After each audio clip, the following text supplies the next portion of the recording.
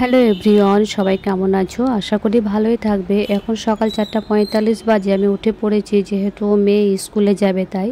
তো দেখো আমার খাবার করা হয়ে গেছে, এখন আমি টিফিন করছি। তো এরকমভাবে ব্রেড টোস্ট খেতে আমার মেয়ে ভীষণই ভালোবাসে। তো রোজ রোজ দেওয়া হয় না, মাঝে মাঝে দেওয়ার চেষ্টা করি। তো আমি একদিকে খাওয়াবো, ও একদিকে রেডি হবে, তাহলে তাড়াতাড়ি হয়ে যাবে। আর এদিকে দেখো আমি ব্রেডটা পিস পিস করে দিয়েছি যাতে ওর খেতে সুবিধা হয়। তারপরে দেখো ওর গাড়ি চলে এসেছে, ওর পাপা ওকে নিচে দিতে চলে গেছে, ওর পাপা ওকে গাড়িতে উঠিয়ে জিমে চলে যাবে। আর আমি এদিকে 1 কাপ চা আর ব্রেড টোস্ট নিয়েছি, খেয়ে নেবো, আর কারণ তাড়াতাড়ি পার্লারে যেতে হবে।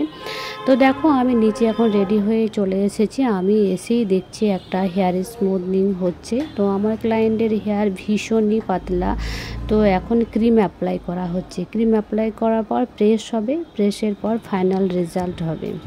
তারপরেও তোমাদেরকে আর একটা দেখাচ্ছি হেয়ার হাইলাইট। এখন দেখো একটা হেয়ার হাইলাইট হচ্ছে, এটা গোল্ডেন কালার হবে ক্লায়েন্টের ডিমান্ড অনুযায়ী। তো ক্লায়েন্ট বলেছিল এরকমভাবেই করতে, ও পুরো অল ওভার চুল করবে না, উপরের পোর্শনটুকু করবে। তো সেরকমভাবেই করা হচ্ছে। পুরো অল ওভার করলে দেখতে বেশি ভালো লাগতো, কিন্তু ক্লায়েন্ট আগের বার করেছিল, এবার করবে না।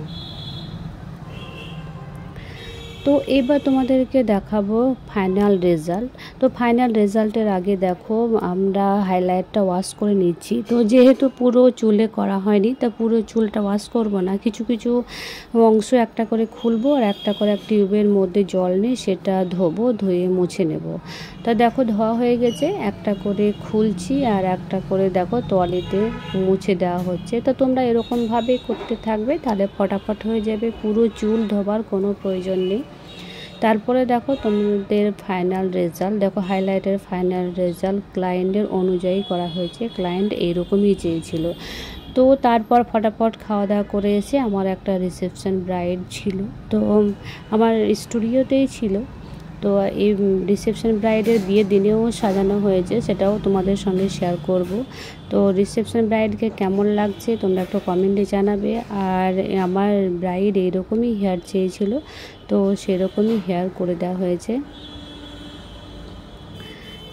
তো এরপরে আর একটাও আছে, পার্টি মেকআপ আছে, সে পার্টি মেকআপটাও তোমাদের সঙ্গে শেয়ার করব। তো কেমন লাগছে আমার ব্রাইডকে তোমরা একটু জানাবে। তো চলো এবার দেখাই তোমাদেরকে একটা পার্টি মেকআপ। তো পার্টি মেকআপটাও করা হয়েছে দেখো। তারপরে সবথেকে কথা হচ্ছে যে আজকে আমার অ্যানিভার্সারি, তো সেরকমভাবে তো কোথাও যাওয়া হলো না, সারাদিন এত কাজে ব্যস্ত ছিলাম। তো আমার হাজব্যান্ড বলছে চলো একটু বাইরে ডিনার করে আসি। তো সমস্ত কাজ সেরে ফটাফট রেডি হয়ে দেখো আমরা এখন চলে এসেছি বাইরে ডিনার করতে। তো কি আর করা যাবে, আমাদেরকে এরকমভাবে চলতে হবে। তো দেখো আমরা বিশেষ কিছু খাবো না, যেগুলো আমাদের প্রয়োজন সেগুলোই খাবো, কারণ ভীষণ গরম, গরমের মধ্যে এত কিছু খাওয়াটা ঠিক হবে না।